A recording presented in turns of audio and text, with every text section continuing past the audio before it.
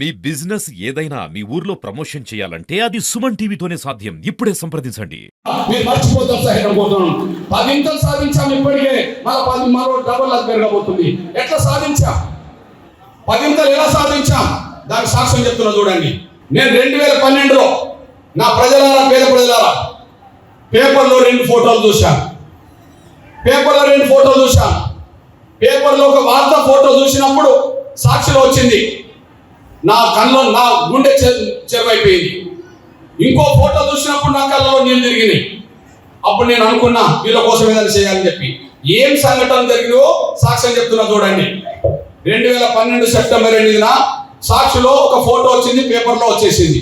ఏమొచ్చిందంటే, మీ అందరూ తెలుసు మహబూబాద్ అనే పేరు ఉన్నారు. మహబూబాద్ ఇప్పుడు జిల్లా కేంద్రమైంది. ఆ మహబూబాద్ దగ్గర ఒక పేద బీసీ తల్లి, 80 సంవత్సరాల వయసు, ధనలక్ష్మి. ఆమె భర్త లేడు, చనిపోయింది. కొడుకులు ఎవరు లేరు. కన్న కూతురు ఒక్కటి ఉంటుంటే ఆ కన్న కూతురు దగ్గర నుంచి ఈమె ఉంటుంది. కానీ కన్న కూతురుకు తల్లిని సాధలేక ఆమె ఒక ఆలోచన చేసింది. ఈమె బతికినంత కాలం నేను సాధాల్సి వస్తుంది, ఈమె మంచాన పడిపోతే నేను ఖర్చు పెరుగుతుంది, నాకెందుకు అని చెప్పి ఈమెను ఎక్కడైనా పారేద్దామని చెప్పి మనసులో పెట్టుకొని ఆమెకు జనం వచ్చిందని ఆసర చేసుకొని దావకానికి తీసుకెళ్తాను నమ్మించి ఆటో ఎక్కించుకొని అక్కడి నుంచి ఒక 60 కిలోమీటర్ దూరం ఉండబడే నర్సంపేట తీసుకెళ్లి నర్సంపేట బస్ స్టాండ్ లో తల్లిని వదిలేసి కూతురు వెళ్ళిపోయింది ఇంటికి. ఆ పేపర్లో చూసి బాధ చూడండి. భారమైన పేగుబంధం, కన్న తల్లిని బస్ స్టాండ్ లో వదిలేసిన కూతురు అని చెప్పి పేపర్లో వచ్చేసింది. అంటే 80 సంవత్సరాల బీసీ తల్లి ఏం చేసుకొని బతకాలి? పండు ముసలి తల్లి. ఆమె శరీరం మీద వెముకలు తప్ప ఇంకేం కనిపించట్లేదు. అట్లాంటి ముసలి తల్లిని కన్న కూతురే వదిలేసి వెళ్ళిపోతే అది పేపర్లో వార్త వచ్చేసింది. భారమైన పేగుబంధం, కన్న తల్లిని బస్తాల్లో వదిలేసిన కూతురు అని చెప్పి. కానీ ఇంకో సంఘటన చూసి నా కళ్ళలో నీళ్ళు తిరిగినాయి. అదే సెప్టెంబర్ 30లో అదే వరంగల్ జిల్లా చిట్యాల ప్రాంతంలో ఇంకో ఘోరమైన సంఘటన జరిగింది. 2 పెద్ద వయసు వాళ్ళు ఆత్మహత్య చేసుకున్నారు. చిట్యాల్లో రాజిరెడ్డి వయసు 80 సంవత్సరాలు, ఆయన భార్య వెంకట నరసింహ వయసు 70 సంవత్సరాలు. వీళ్ళిద్దరు కలిసి పురుగుల మందు మోసం చచ్చిపోయారు. రాజిరెడ్డి వయసు 80 సంవత్సరాలు, ఆయన భార్య వయసు 70 సంవత్సరాలు. గా వయసులో పురుగుల మందు మోసం చచ్చిపోయారు. గా వయసులో ఆత్మహత్య చేసుకోవడం ఏంది? వాళ్ళు ఎన్నో కష్టాలు బాధలు తట్టుకొని గా వయసు దాకా బతికారు. గా వయసు దాకా ఎన్నో ఇబ్బందులు తట్టుకొని బతికిన వాళ్ళు గా వయసులో ఆత్మహత్య చేసుకోవాలంటే వాళ్ళకి మార్గం లేదన్నట్టు కదా బతకడానికి. అందులో పేపర్లు రాసింది, ఫోటోలు వేసి ఏమొచ్చింది? బువ్వ కరువై బతుకు బరువై, పండుటాకుల ఆత్మహత్య, పోషించే దిక్కు లేక అగాత్యం చేస్తున్నారని చెప్పి వార్తలు వచ్చేసింది. ఈ వార్త చూసినాక నా కళ్ళలో నీళ్ళు తిరిగినాయి. అప్పుడు నేను అనుకున్నా, అన్ని కుటుంబాల్లో నేను అంటలేను కానీ చాలా కుటుంబాల్లో వృద్ధులైన తల్లిదండ్రులను పిల్లలు నిర్లక్ష్యం చేస్తున్నారేమో, దాని వల్లనే ఇది కనిపిస్తుంది కదా అని చెప్పి అనుకుని నేను అనుకున్నా, అట్లా నిర్లక్ష్యానికి గురైన ఆ వృద్ధులైన తల్లిదండ్రుల పక్షాన్ని నిలబడి వాళ్ళకి ఏమైనా పెన్షన్ పెరిగేటట్టు చేద్దామని చెప్పి అప్పుడు మళ్ళీ పోరాటం మొదలు పెట్టాల్సి వచ్చింది. అదే 1000 రూపాయల డిమాండ్తో. దాని గురించి సెప్టెంబర్ 2 వార్తలు చూసినాక అక్టోబర్, నవంబర్, డిసెంబర్, జనవరి, ఫిబ్రవరి, మార్చి, ఏప్రిల్ 7 నెలలు తిరిగినండి. 7 నెలలు ఉమ్మడి ఆంధ్రప్రదేశ్లో తిరిగి హైదరాబాద్ దగ్గర, ఉప్పల్ దగ్గర 100 ఎకరాల ఖాళీ స్థలం ఉంటే ఆ ఖాళీ స్థలంలో 10 లక్షల మందితో బహిరంగ సభ పెట్టేశారు. ఆ బహిరంగ సభకు రమ్మంటే చంద్రబాబు నాయుడు గారు వచ్చి నా పక్క కూర్చున్నాడు. కేసీఆర్ రమ్మని నేను పిలిస్తే ఫామ్ హౌస్కి వెళ్ళి నేను పిలిచాను, ఆయన రాకుండా ఈటరాజుని పంపిండు. నా స్నేహితుడు బీజేపీ నాయకుడు కిషన్ రెడ్డి గారు రమ్మంటే ఆయన వచ్చేసాడు. కాంగ్రెస్ నుంచి కేంద్ర మంత్రి సర్వేశ్వర సత్యనారాయణ వచ్చాడు. సిపిఎం నాయకులు వచ్చారు. అందరిని వేదిక మీద కూర్చుండబెట్టా. అందరి ముందు 10 లక్షల మందిని కూర్చుండబెట్టా. 10 లక్షల మంది ముందు వీళ్ళని ఉద్దేశించి ఒక మాట మాట్లాడినా. సార్, నేను మాట్లాడుతున్నందుకు మీరు బాధపడద్దు సార్, కానీ ఒక విషయం మాత్రం గుర్తు చేయడానికి మాట్లాడుతున్నా సార్. వాళ్ళందరూ మీకు ఓట్లేశారు సార్. వాళ్ళందరూ మీకు ఓట్లేయడం వల్లనే మీరు ఎమ్మెల్యేలు, మంత్రులు అయ్యారు, ముఖ్యమంత్రులు అయ్యారు, కేంద్ర మంత్రులు అయ్యారు. కేంద్ర మంత్రి సర్వేశ్వర సత్యనారాయణ ముఖ్యమంత్రిగా పనిచేసిన చంద్రబాబు నాయుడు కూర్చున్నాడు. మంత్రిగా పనిచేసిన ఈటల కూర్చున్నాడు. చాలా మంది కూర్చున్నారు కదా సార్. ఎమ్మెల్యేలు అయ్యారు, మంత్రులు అయ్యారు, కేంద్ర మంత్రులు అయ్యారు కదా సార్, ముఖ్యమంత్రి లేదు కదా సార్. వాళ్ళతో మీరు ఓట్లు వేయించుకొని మీరు గెలిచి మీ నెల జీతాలు పెంచుకున్నారు, కానీ వాళ్ళ పెన్షన్ మాత్రం ఎందుకు పెడతలేదు సార్? 1 రూపాయి అని నేను అడిగాను. 25,000 ఉన్న జీతాన్ని వాళ్ళు 1,00,000 చేసుకున్న రోజు వాళ్ళకు. అంటే వాళ్ళు ఓట్లయితే మీరు గెలిచి, వాళ్ళతో ఓట్లేయించుకొని మీరు గెలిచి మీ జీతాలు పెంచుకున్నారు, కానీ వాళ్ళ పెన్షన్ మాత్రం పెరగకపోవడం న్యాయం ఎట్లా అవుతుంది సార్ అని చెప్పి నేను గట్టిగా నిలదీయాల్సిన పరిస్థితి వాళ్ళ ముందే వచ్చేసింది. అప్పుడు నా పక్కనే కూర్చున్న చంద్రబాబు నాయుడు అర్థం చేసుకుని ఒక మాట అన్నాడు. ఏమైతే కృష్ణ నువ్వు మాట్లాడే దాంట్లో న్యాయం ఉన్నది కానీ అసలు ఇన్ని లక్షల మంది ఎట్లా వచ్చిండ్రు అన్నాడు. నేను రమ్మంటే వాళ్ళు రాలేదు సార్. వాళ్ళ కష్టాలు, వాళ్ళ బాధలు, వాళ్ళ ఇంట్లో ఇబ్బందులే వాళ్ళని ఇక్కడ తీసుకొచ్చినాయి సార్. ఆశతో వచ్చారు సార్. వాళ్ళ పెన్షన్ పెరిగితే వాళ్ళు బతుకుతుందని వచ్చారు సార్ అన్నా. ఏమైతే కృష్ణ నువ్వు గొప్ప పని చేస్తున్నావు కానీ ఎంత పెంచితే బాగుంటుంది అని అన్నాడు. నేను అన్నా నీ మనసులో ఏముందో చెప్తారన్నా. అప్పుడు ప్రతిపక్ష నాయకుడు అయినా అప్పుడు ఒక మాట చెప్పేశాడు. కృష్ణ ఇప్పుడు 200 ఇస్తున్నారు. ఏ తేదీ అన్నమాట అది 2013 ఏప్రిల్ 20 సంఘటన. ఇప్పటికి 200 ఇస్తున్నారు. 2004 రాజశేఖర్ గారి నుంచి మొదలుకుంటే ఆ సభ జరిగేంత 200 కదా. 200 ఇస్తారు కృష్ణ. మనం కనుక అధికారంకి వస్తే అంటే తెలుగుదేశం మళ్ళీ అధికారంకి వస్తే దానికి ఒక 500 కలిపి 700 దాని కృష్ణ అన్నాడు. అప్పుడు నేను అన్నా సార్ 700 మీరు అంటారు 1000 నేను అంటున్నా సార్. మన మధ్య తేడా 300 కదా సార్. ఆ 300 కూడా కలిపి ఇస్తామని నువ్వు చెప్పు సార్. ఈ ముసలిందరూ నీకే ఓట్లయితే నువ్వు ముఖ్యమంత్రులతో సార్ అన్నా. నేను అంతకుముందు నా మాట లేదు కానీ ఈ ముసలిందరినీ ఓట్లేస్తారు సార్ అనేటప్పటికి నా మాటని ఓకే కృష్ణ నేనే ముందు మాట్లాడతా 1000 రూపాయలు నేనే చెప్తానని చెప్పేశాడు. ఆయనతో మాట్లాడించా ఆయనే 1000 రూపాయలు ఇస్తామని ఆయన ప్రకటన చేశాడు. అప్పుడు పోటీ మొదలైంది పార్టీల మధ్యలో. ఏదో చిట్టి పాటలు పాడతారు చూడు ఇంత అంత అని చెప్పి అప్పుడు పోటీ మొదలు పెట్టేశారు. వెంటనే చంద్రబాబు నాయుడు మాట్లాడి నవ్వుతూ నా దగ్గరకు వచ్చి కూర్చున్నాడు. ఎందుకు నవ్విందంటే ఈ 1000 రూపాయలు ఎప్పుడైతే అనౌన్స్ చేసిందో ముసలోళ్ళు అందరూ లేచి చప్పట్లు కొట్టేశారు. ఎవరు వృద్ధులందరూ లేచి చప్పట్లు కొట్టేశారు. చప్పట్లు కొట్టిన తర్వాత నవ్వుతూ నా దగ్గరకు వచ్చి కూర్చొని ఏమంటాడంటే కృష్ణ వాళ్ళందరూ ముసలోళ్ళే, అందరూ ఎంటిగా తెల్లగానే ఉన్నాయి, వాళ్ళ చేతిలో కర్రలు కూడా ఉన్నాయి, వాళ్ళు సడన్ గా లేచి చప్పట్లు ఎట్లా కొట్టిండో అని నన్ను అడుగుతా.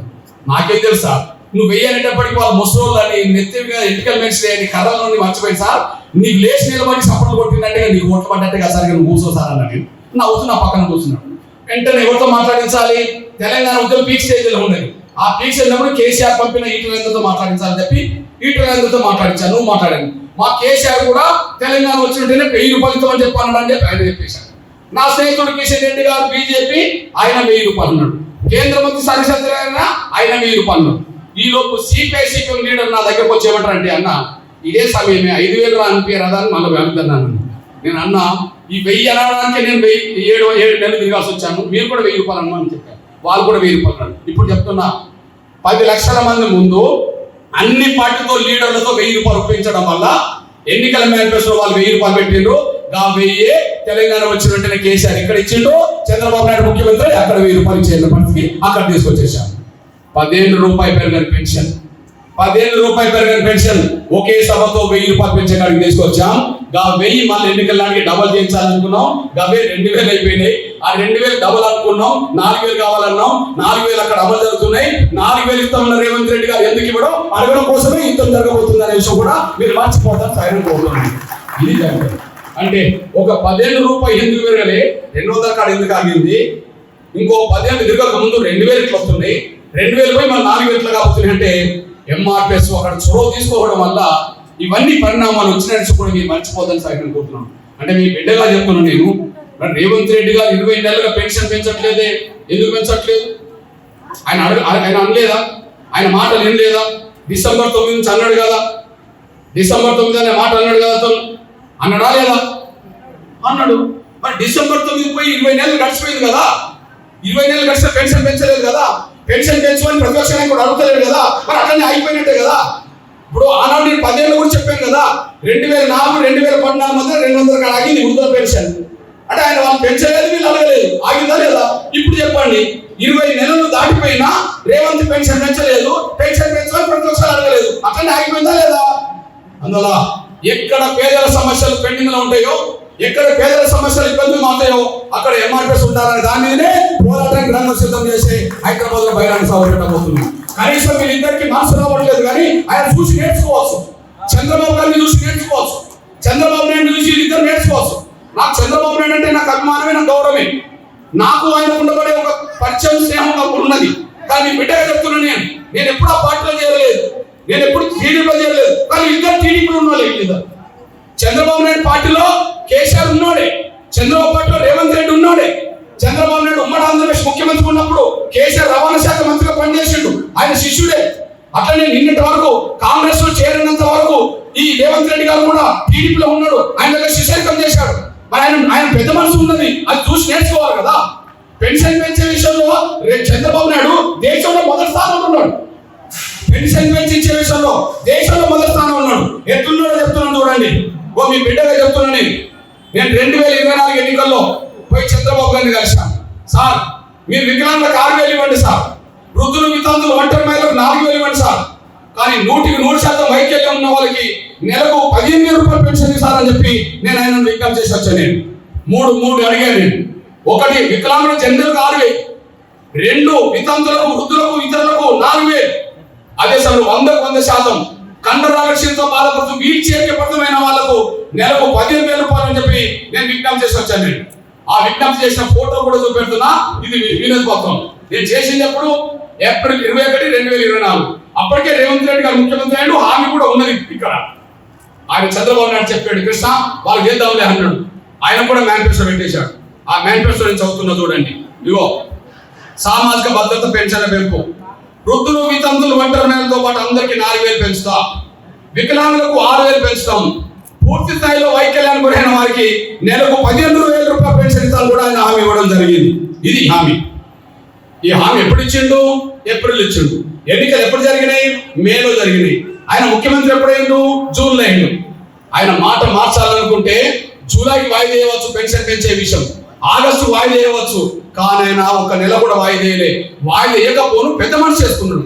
ఎంత పెద్ద మనిషి చేసుకున్నాడంటే నేను ఇవాళ జూన్లో అధికారంలోకి వచ్చానంటే, నేను జూన్లో అధికారంలోకి వచ్చినంటే మేలో నన్ను నమ్మి ఓట్లు వేయడం వల్ల, మేలో నన్ను నమ్మి ఓట్లు వేయడానికి కారణం ఏప్రిల్లో నేను హామీ ఇవ్వడం వల్ల. కానీ నేను హామీ ఇచ్చిన తేదీ ఏప్రిల్ కాబట్టి నన్ను నమ్మి వాళ్ళు ఓట్లు వేసారు కాబట్టి నేను హామీ ఇచ్చిన రోజు నుంచే పెన్షన్ పెంచిస్తా అని చెప్పి జూన్ నెలలో 3 నెలల పెన్షన్ కలిసి ఒకేసారి పెన్షన్ పెంచి చేసేసాడు. ఏప్రిల్ 6,000, మే 6,000, జూన్ 6,000, 18,000 వికలాంగులకు ఇచ్చేశాడు. ఏప్రిల్ 4,000, మే 4,000, జూన్ 4,000, 12,000 వృద్ధులు వితంతులు ఇతరులకు ఇచ్చేశాడు. 15,000, 45,000 ఒకేసారి 100% వైకల్యంతో ఉన్న వాళ్ళకి ఇచ్చేశాడు. అక్కడికి ఇక్కడ ఏంటంటే ఆయన హామీ ఇచ్చిన రోజు నుంచి పెన్షన్ పెంచి ఆయన ఇస్తే రేవంత్ రెడ్డి గారు అధికారంలోకి వచ్చి 21 నెలలు గడిచినా పెన్షన్ పెంచకపోవడం అనేది ముమ్మడికి మోసమే తప్ప ఇంకోటి వేరే కారణం కాదనేసి కూడా మనకు స్పష్టంగా రుజువు అవుతుంది. అంటే ఆయన చూసి నేర్చుకోవాలి. ఇద్దరు ఆయన దగ్గర శిష్యర్గం చేసిండ్రు. అయినప్పటికీ ఈయన పెన్షన్ పెంచడు, ఈయన పెన్షన్ అడగడు. ఇట్లాంటి బస్సులో నాకు అర్థమైపోయింది అసలు రేవంత్ రెడ్డి గారికి పెన్షన్ మీద ఆధారపడేటోళ్ళ బతుకులు అర్థం అవుతలేదు. కేసీఆర్ గారికి పెన్షన్ గురించి ఎదురు చూసే వాళ్ళ బతుకులు అర్థం అవుతలేవు. అందుకనే పెన్షన్ పెంచట్లేదు, అందుకనే కొత్త పెన్షన్ మంజూరు కావట్లేదు. మీ బిడ్డకు చెప్తున్నా, కేసీఆర్ మొదటి పాలలో పెన్షన్లు అమలు జరిగినాయి కానీ కొత్త పెన్షన్లు రెండో పాలలో ఎప్పుడు కొత్త పెన్షన్లు ఇవ్వలేదు. అప్పటి నుంచి పెన్షన్ పెండింగ్లు ఉన్నాయి. అంటే వాళ్ళిద్దరికి మనసు లేదనేసి అర్థమైపోతుంది. ఇట్లాంటి పరిస్థితుల్లో వాళ్ళ మనసు ఎందుకు లేదో నాకు అర్థమైపోయింది. ఎందుకు లేదు?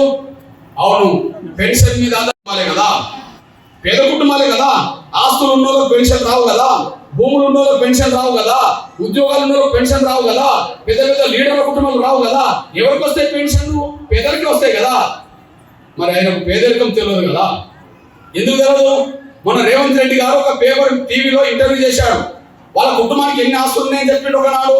మొన్న వాళ్ళ కుటుంబానికి 800 ఎకరాల భూములున్న భూస్వాముల కుటుంబంలో పుట్టినని చెప్పి గర్వంగా చెప్పుకున్నాడు.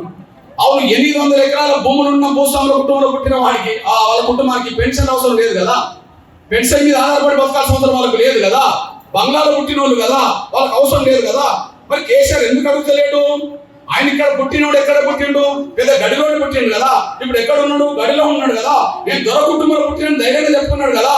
మరి దొర కుటుంబంలో పుట్టినా, గడిలో పెరుగుతున్న ఆయనకు వాళ్ళ కుటుంబానికి పెన్షన్ అవసరం లేదు కదా. కాబట్టి ఒక ఆయన పెన్షన్ పెంచడు, ఒక ఆయన పెన్షన్ అడగడు. కానీ ఒక పూడి గుడిసెలో పుట్టిన పేద బిడ్డగా పేదల కష్టాలు తెలిసినాడు కాబట్టి ఈ పెన్షన్ పెరగాల్సిందే, లేదా రాజీనామా చేసి ఇంటికి వెళ్ళాల్సిందే. పెన్షన్ పెంచడమా, రాజీనామా చేసి ఇంటికి వెళ్ళడమా తేల్చుకోవడం కోసమే హైదరాబాద్ సభ జరగబోతుంది. ఆ సభకు మిమ్మల్ని రమ్మని కోరడం కోసం మీ దగ్గరకు వచ్చాను.